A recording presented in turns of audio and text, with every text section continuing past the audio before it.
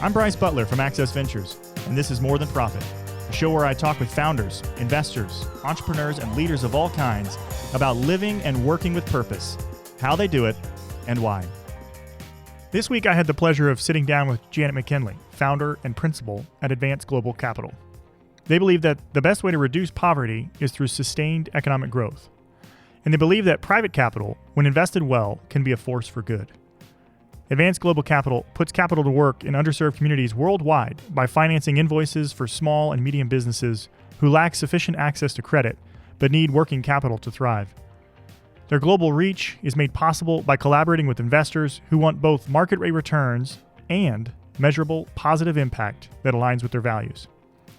And the goal of this season for More Than Profit has been to talk with leaders from various asset classes who are building impressive strategies to generate returns, but also supporting people and communities. Janet has been a pioneer, and it was a true pleasure to hear more about her story. I grew up in Ohio, outside of Cleveland, out in the countryside, and the house that I lived in outside of Cleveland was built because I was born, and my parents already had 3 boys. And so they were living in one of those tiny houses that after World War II, you could get financing to build a house. So they had built one of those houses closer to downtown Cleveland where they had grown up. And then when I was born, I was like, no, there's no more room. So they went out farther and they found a place that they could build something economically. And growing up as a little kid, it was nirvana for me because in back of that house, because they were just cutting out developments. And in back of our house was a gigantic forest. And I was a total tomboy. So I was out there mucking around and climbing trees. And if my 3 brothers were driving me crazy, I'd just take my book and go climb a tree and read for hours up there. But in any case, that was kind of the idyllic thing, that kind of post-war narrative of happy families and housewives and all that stuff. That was my start. That was the base. And then the base all blew up because in the early 60s, there was a really big recession. And my dad was working at U.S. Steel, and they decided to merge with another company, and he was on the marketing side, and they were doing all this cost cutting, so he was fired. So now we have an unemployed dad and a housewife mom. When I say housewife, I just mean that in regards to her not having a paying job. But all that time she was raising us. She was president of the Florence Crittenden's Home for Unwed Mothers, so she was really active on that. She and my father were adamant that every Saturday we drove back into Cleveland and all of us went to the Cleveland Music Settlement for music lessons because that was an integrated space. That had been started up to serve low-income immigrants who came into Cleveland, and they wanted this kind of education. So they gave me the gift of hanging around kids my own age with every skin color and every language, and that was awesome. So the, all of that upbringing was in that early years was really solid, creating a really solid base and constantly reminding you of what your values are. So with this recession having taken place, and my dad he was not finding a job. He was really looking hard, and he actually left home for about 9 months to come east and look for a job because there were some relatives that had ideas that maybe he could, get in for an interview or whatever. So my mother was left at home. She just started to work at the department store in the knitting and notions section. So, just because we had to have a job, we had to have income. And finally, when my dad got settled, we moved to New York. We had equity in the house, which enabled us to buy a house we could figure out a house where the economics could work. And they were smart enough to pick one of the best school systems in the United States. And they found one of the least expensive houses. Now, was that intentional? Oh, yeah. Because they couldn't have afforded. It was definitely intentional on the education. They Yeah, no, that's what I'm. Yes, absolutely. Nobody was going to be going to private school for us, Hmm. and so it was brilliant what they did. But for me, growing up in that environment, all of my friends' families had jillions of dollars. Hmm. I loved spending time at my friends' houses because they had snacks that, you know, were non-essential. Sure. Like, Yeah, give me those Doritos, give me that, whatever. no So, doubt. and so that was kind of this gift that I had of fantastic education when we moved. So that move east out of a lot of turmoil for the family turned out to be a really good decision. And then beyond that, if you graduate from one of the best high schools in America, then it helps you get into college. So there was only one place I wanted to go. I only applied to Smith College in Massachusetts. I wanted Why is that? I'm just I curious. wanted to go to a women's college, and I also loved the campus. It's a beautiful place. And so, when you go to a women's college, all the jobs are for women. So if you're at a co-ed college, then maybe there's a 50-50 chance that you are in charge of the radio programs on campus or the newspaper on campus or the fill in the blank, all the things that students take leadership in. Hmm. So if you were lucky, which I'm sure you weren't back in those days at co-ed colleges, it wasn't 50-50 women and guys on campus getting those roles. But you knew if you went to Smith College, you had a shot at any of those roles. That's interesting. So I found that academically, it was fantastic. It was Yeah. a beautiful place to live. The one challenge for me, frankly, was fitting in socially, Hmm. because most of the women that were there were not on scholarship. And so I'd be sitting at the dinner table. Here was my vision of Smith College. All these smart women, which they are, and that you'd be working on your paper with them at night around a table with a bottle of tequila in the middle of the table, and you got your typewriter and you're writing and you're getting stuck, and you ask your girlfriend, where should I go from here? No, no, that that did not happen.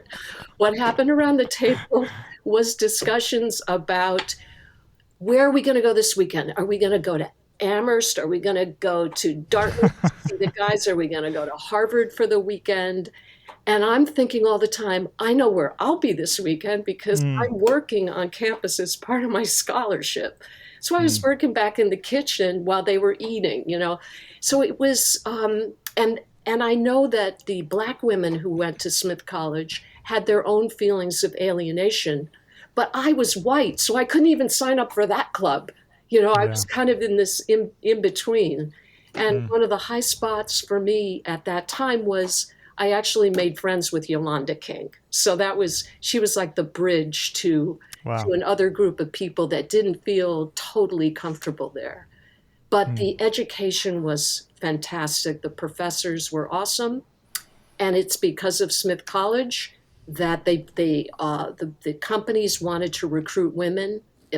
By then this would have been 76, and so they had actually said, "Oh, we should send recruiters out around and Hmm. see if we can hire some smart women." So That's interesting. Like, it's helpful to hear because I wasn't going to go in this direction quite yet, but your experience in Smith, I've got to believe, has driven some of your understanding of philanthropy. Because so as I've done some research for this podcast, some of the things that you and your husband, but probably more driven by you, have focused on is really helping some of those underserved people in their experiences at college and in other ways, whether that's absolutely. Oxfam or whatever. So how has that shaped some of your philanthropy? What do you find yourself drawn towards given kind of your own experience? Well, for me, it's one of the biggest chunks of what we do. As you're right, you've done the research and you're seeing it. And we George went to graduate school at UC Berkeley. When we got married, I moved. He was on the West Coast. I was on the East Coast, so I moved west. And I had been on the Smith board, but then that became more complicated. So I turned my focus to what was going on at UC Berkeley. And there is so much opportunity for philanthropy focused at a first-rate public university like that. I know that Smith College is going to be fine because a lot of those graduates either they married money or they earned it themselves and they kept it, and now in their older years they are sending it back out the door. So they're quite generous for Smith. And I continue to support Smith, but Smith has these other people. UC Berkeley is in a terrible financial condition now. Hmm. The state really cut back on the funding for that university for reasons I don't understand. And so they are fighting operating in a deficit, and then COVID comes along. So our focus at UC Berkeley was particularly a notion of supporting transfer students into Berkeley. And this is where both of my husband and I both come out of the investment business. So we are always trying to think about, okay, we want to identify an entity that's worth funding and can have a lot of impact. So how are we going to structure it? How can we get the most impact for the investment that we make? And so in this case, we started a program a lot of years ago called the Miller Scholars. And what it involves is transfer students that have been in the UC system at junior colleges, basically within the UC system, and that their credits are accepted automatically if they transfer into UC Berkeley. So they can come in as juniors and spend their second 2 years at UC Berkeley, and they graduate with a UC Berkeley diploma, which means a lot. That's huge. They get a good education, and they get to graduate in 2 years. And so as we were thinking this through, we're thinking, well, there's so many good aspects to this. It's good for Cal because they need more diversification. And it's good for throughput. We're talking about throughput. So if 2 really good years at Cal get them settled in, maybe they'll go on and stay at Cal and get a scholarship for a graduate, additional thing. But they leave even if they don't, stay at Cal for further advanced education, they leave really strong. So, and if you're focused on, it wasn't a focus just on we want to have African American students. The criteria was you had to be poor, you had to work hard, you had to show that you'd been working hard, and that you wanted to do something with your life that mattered. So we've got hundreds of them now, and normally we do reunions in person, but with COVID not happening this year. But we literally have Miller scholars who were coming to the dinners in prior years, and they'd have a young daughter with them, so who is going to be a Miller scholar. So we're getting generational change. So on the academic side, that is our focus. And it does come back to the notion that George went on a full scholarship to Penn and had to work, as I did, all the way through college. So on this one, we're absolutely aligned about, if you're willing to go to college and work hard, we are there for you. So one other thing, sorry, because I'm running on too long, but the Cal has these events with donors and students. And so we have gone to a couple of them. And in one case, so they're in this room with the donors and the kid and the younger folks, and there are lots of people surrounding me and George. And some lady comes up to George on the side and says, "So what is that about?" And George said, "Well, these are Miller scholars, and we're hanging out with them." And she kind of looked and she said, "We've given a bequest for scholarships for people who need them." And George said, "Well, you can't get to meet your scholars if you're dead." You don't get the fun of it. You don't get the fun of hanging out with your scholars if you're dead. So yeah, that's a good point. I hope that some of the bequest stuff people should think about that Yeah, do it. Get the Be a living donor. yeah, Be active participants in the change, yeah, and and get then you're going to be motivated by that too. So exactly, and just admit that you enjoy it, that it's a good thing. yeah. It's Well, and that's helpful. Like you said, you were going long on that subject, but I think that's great because honestly, the purpose of this podcast on some levels is to really peel back the onion, so to speak, and really see the purpose that drives people to create really amazing change in the world. And so I think, your life story is part of the formation of Advanced Global. And so I think, how did you go from Smith, getting an undergraduate degree in history and a Fulbright scholar into the world of finance? You said investments, but not just investments. Like you weren't a wealth advisor. You weren't, which is not a bad thing. But I think you have been creating investment strategies. Like you've been doing that for a very long time, and you've built an unbelievable strategy to support people across the globe. While also getting finance. So how did that bridge occur for you? What did that look like? so I don't know if you remember or if they still ask this question of folks your age, but in my age, they would say, where do you envision yourself being in 5 years? And it was like, I don't know. Yeah. And by the way, my head of the history department, when I went off to go on the Fulbright at the end of my time at Smith, he advised the history majors that were graduating that they better really go out and look for a job because it's going to be really hard with a history major. You're kind of like, now you're telling me that, right?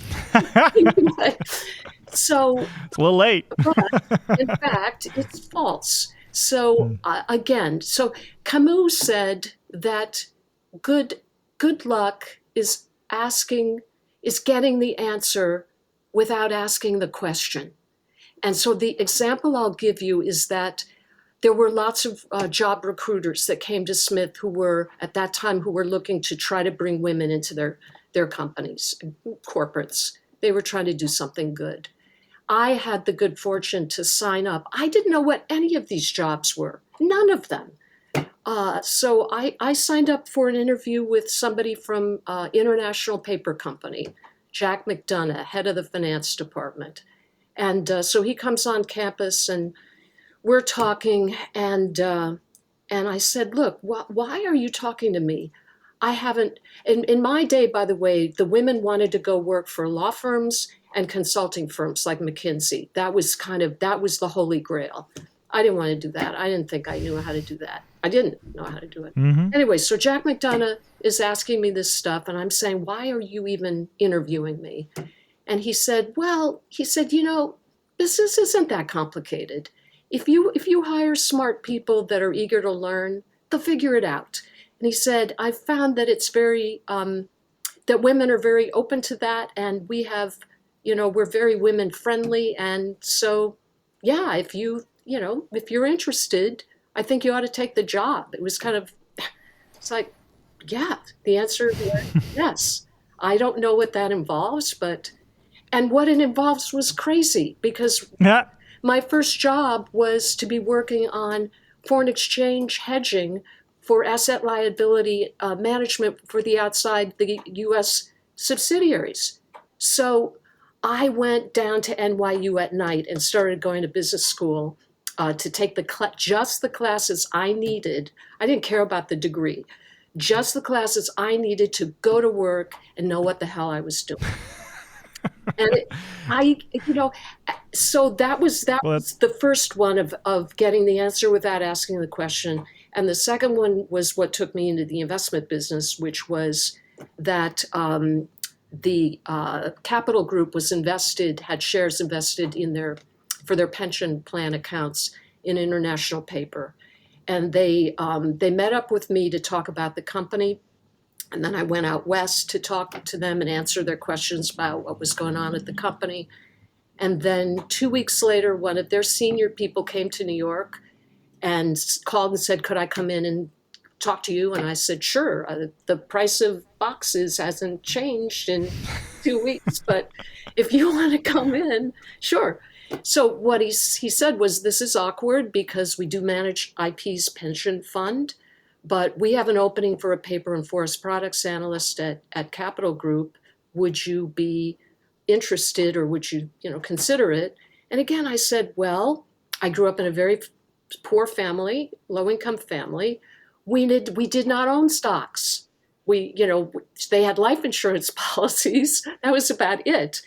But I would love to come out and you guys interview me.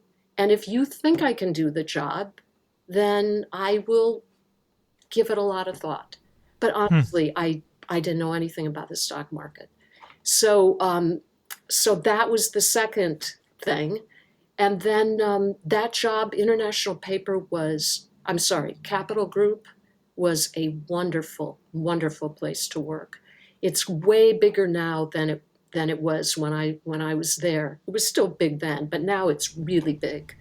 But well, what's interesting is I think one of the threads is this notion of curiosity. So obviously you're bright. Obviously you have a great personality that I think you probably walk into rooms and people are excited to talk to you. Like, some people, they don't struggle with some of those things, but I think your curiosity, the fact that you're willing and wanting and desiring to constantly learn. And I love the questions you're asking, like, well, if you think that I can do it, and you're just kind of like, almost putting it back on these organizations to kind of like, I'm willing to try and I'll give you my best. But at the end of the day, I'm kind of like open-handed with whether or not I do this or not, because I actually generally like what I'm doing already. But I'm curious, like let's try this, which I think on some level is kind of carrying that forward. You did a lot of those things, got into investments, built a really solid career, and then you found yourself in Vietnam. And I think has been, what I've seen in some of my research at least was pretty pivotal, the work you did with Oxfam and then later Grameen. And there was one of the quotes that I think that I found in your Smith Alumni Quarterly once, where what moved you when you watched some of the stuff in Vietnam related to microfinance was the noticeable change in self-confidence and self-esteem among the women who had borrowed and repaid money. Yeah. It was less about the transaction itself, less about like the fact that they now had this money, but the self-confidence that brought. Yeah. Can you talk to me a little bit about that? Because I think that's when I see kind of what you built Advanced Global Capital now after Oxfam even. There's an element there. So this idea of confidence, the transactional nature. It's not just a money exchange, but it's a transaction of value. And so for people in emerging markets, when they receive that, this boost that they receive, how did that go for you? The experience, I'm sure, was just profound. Yeah, it really was. I must say that our focus in microfinance has always been with women. There were some early days with early microfinance funds that were co-ed and with maybe more men than women in the funds. And some of those went bust. And so one of the lessons that I learned just from observing that was I want to work with women in this financial area. I just have you been able to pinpoint why that was for you? Like, and not necessarily for you personally wanting to work with women, but why some of the co-ed? Yeah, well, first of all, it's still kind of the case. I don't want to be a pain in the neck about it, but if you're in a room with high-powered men, they tend to take up a lot of oxygen in the room. And I don't have any interest in going up against that. It's just that's awesome. I'm one of those people that just kind of goes, "Oh, let me watch this. This is going to be funny." That's kind of my take. And it's partly too. If you grow up with three other older brothers, I got no problem with men. I love them. I love my brothers. I know all their faults, their traits, their egos. There were some specific microfinance funds that we actually tracked, and one of them had been just men, and it did not work. And the Philippine man who launched the fund was really, it was a really hard thing for him because there were just all these defaults. So he came back from that experience, and we got to know him because he had started a little pilot program for microfinance in Vietnam. He's the one who started it. He was a consultant to Oxfam. That's how we met him. And he said, I've had my experience with men in micro lending, and now I'm going forward. He actually mortgaged his house to stay in the game, so that he could put some money in, and then Oxfam put money in, and he said, I'm just going to go with women here and see how that works. So, which it's worked really well, because women just, they don't default. They take responsibility for those loans. They will do everything to pay back that loan. And Yeah, I've noticed that myself as well. so I don't mean to be men bashing. I don't, that's not the point of it, but it's just culturally true, at least there. And Do you think some of that has to do with just historically? I mean, as a the sense of like, and it's an innate entitlement where there's just an expectation that things are going to come my way because I'm a man. And I think what I've seen with women, and I have 4 daughters, just this like, I'm not gonna be the one to let this fail. Yeah. And so like there's this almost like this preciousness to receiving that. Like, I have been entrusted with something, and I'm not even gonna take it if I don't think I can make it work. Number one. And number two, I'm gonna do everything I can for the sake of not just myself, but for my community, for my sisterhood, to make sure this is successful. Yeah, I'm sure that that's true. I agree with you. I think the other aspect is that maybe for men, when they are making an investment or putting their money in a particular institution, that's it's not that personal. It's business. And so Interesting. if business is not going well, you can walk, right? I'm walking. I'm out of here. This is not working. That is not the mentality of women that I have encountered in lots of places, not just in emerging markets, but particularly there, because they have to hang together to stay strong. That's a really good point. So they cannot be individuals. I mean, they can't succeed as individuals. They need everybody's help. So if one of the women who borrowed money just said, I'm not paying it back, that'd be anathema. That would be totally against their culture. The other women would be incredibly displeased. So it would hurt in the community. It's just, you're living in this community. So we came back saying, we're really gonna support women as much as we can, and the men will get support too, but we're gonna direct our funding that way. So how did you go? So on this season, your background, I could take an episode over each of the things that you've learned. Yeah.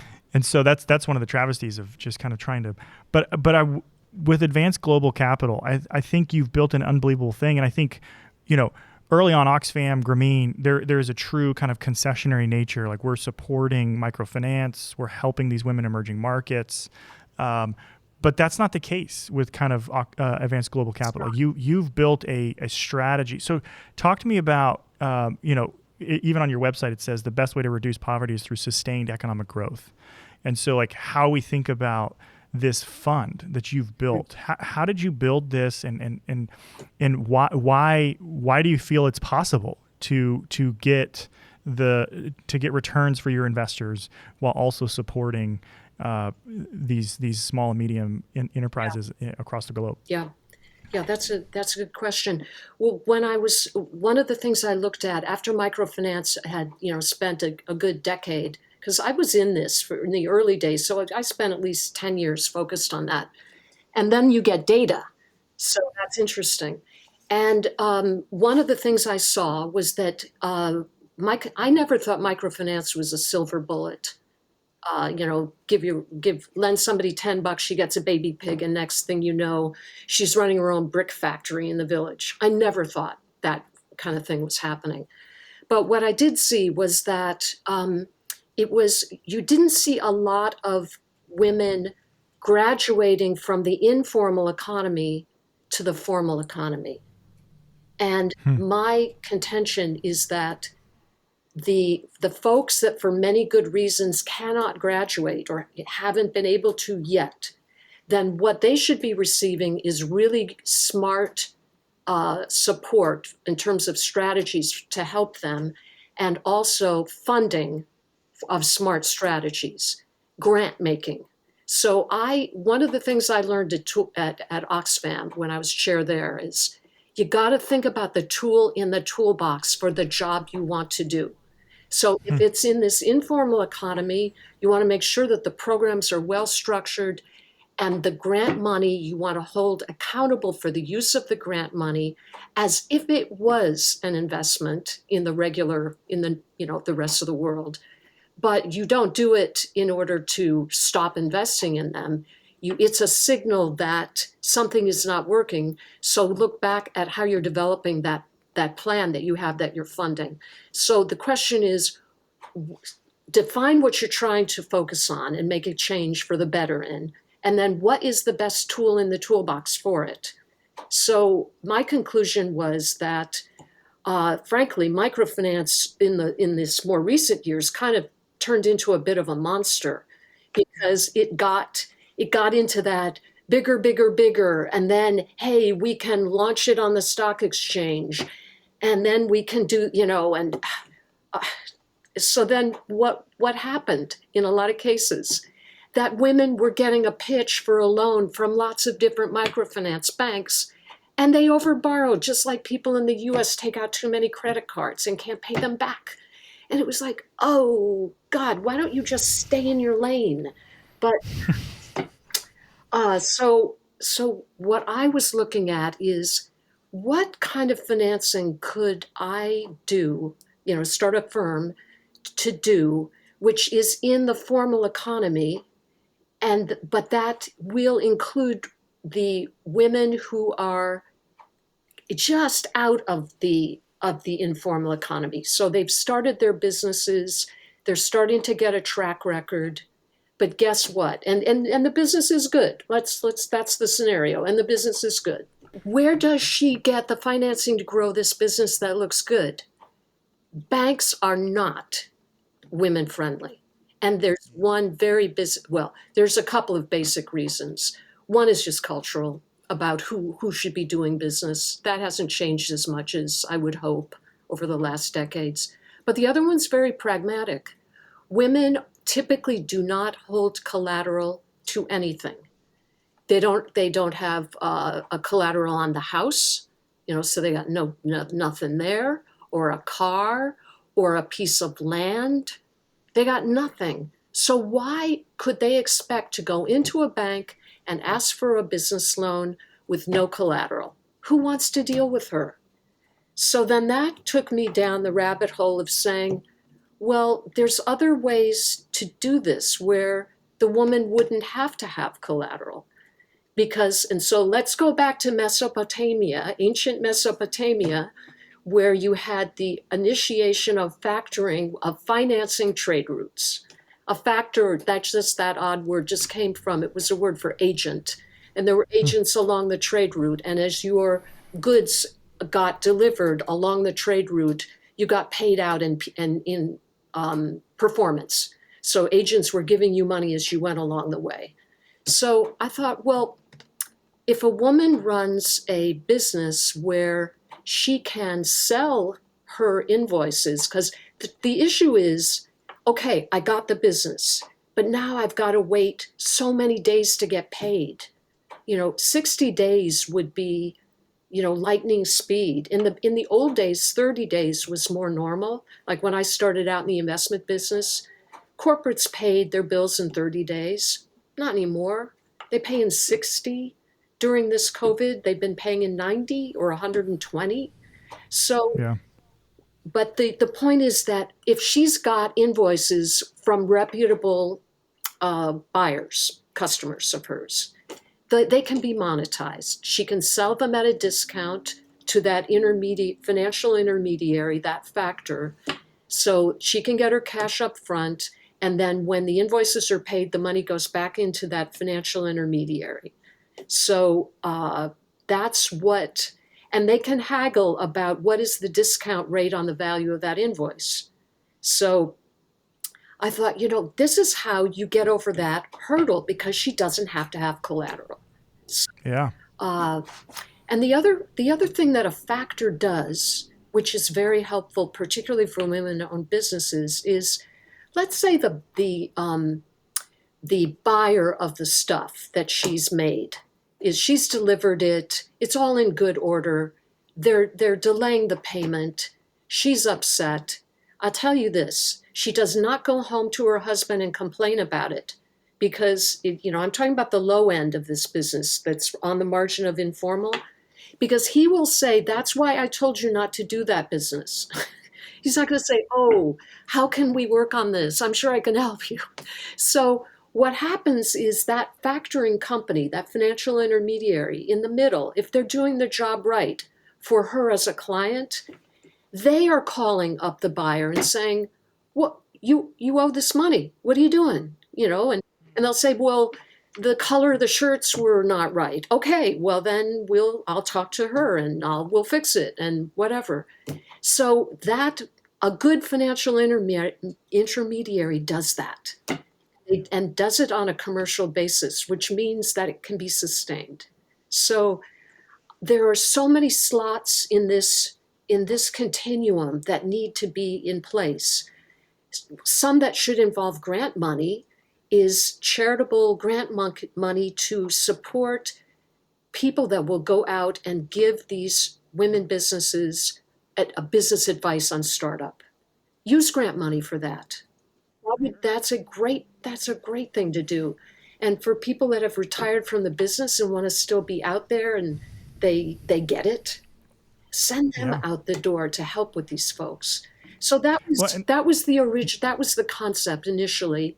And then the question was simply, could you start a fund where you're lending money to these financial intermediaries, but with very strict conditions on the terms and and a lot of clarity around the fact that you must, to the best of your ability, be focused on women-run or owned businesses. You can't be financing economic activity in any of the stuff that's, whether it's metals or mining or oil or gas or any of that stuff. So that we will not put our money in those things. And so part of the impact is not just with that small business, it's can we help those intermediary factoring companies up their game? Because a lot of them are not that big themselves. And the banks do plenty of factoring, but they do it in the big arena. They're financing the oil and the gas and the this and the that. And we've seen recently a major blow up in that space with a company called a guy named Greensill, who's now all over the papers. So if you see those articles and they're talking about trade finance, I just go like, oh God.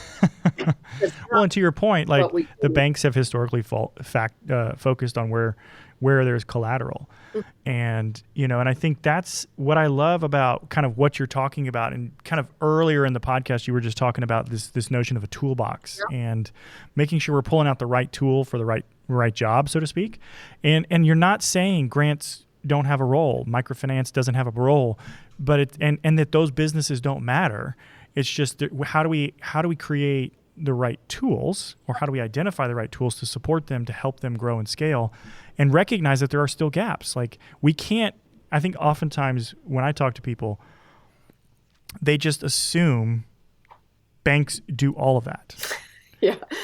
And there's just, and then they don't, because that's their own human experience, right? They can go in, they have credit, they can get a bank account, they can take out a loan.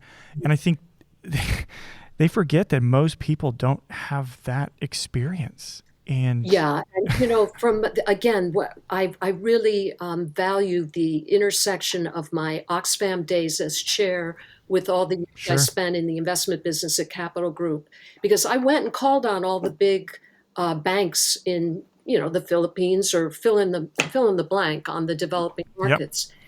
Yep. They do not want to lend to anybody that is the least bit perhaps uncertain about the credit worthiness. So what they want to do, if in its the idyllic way for these banks, is that you bring the money in the door, in the deposits, and then you go out and you put the money to work in as safe a thing as you can get, and you just earn the spread.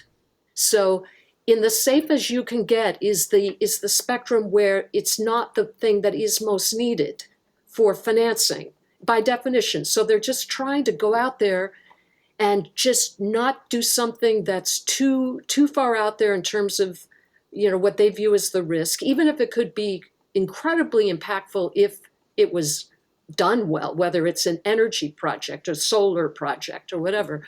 But really, where they want it, the sweet spot is just earn the spread. And I Yeah. thought, that's what it is. So don't look to the banks to be the solution. Well, and the other thing with banks is, and I've talked about this before on a previous episode, but this is one of the unintended consequences of hyperconsolidation. We used to banks did do this, especially where there's regional relationships, because like they had to, because they couldn't sit back and just enjoy the spread. They actually had to get out and work with these businesses And know make them. sure that there's Exactly. and know We them. know our factors. The folks that you may be reading about in the paper for the next X weeks, all it was to them was a transaction that got sliced and diced and securitized and put into funds, and people know God nothing about what is in there. That is Exactly. not. I have zero interest in. That is the casino. Hmm. We did it with stocks. That is the casino. We did it with stocks. Now some folks have tried to do it with invoices. It makes me really ill to see that. But I just want to stay in the real economy with real financing that's needed, where the grants just aren't sufficient, and the real financing can be structured so it makes sense, so that it works out for both the lender and the borrower.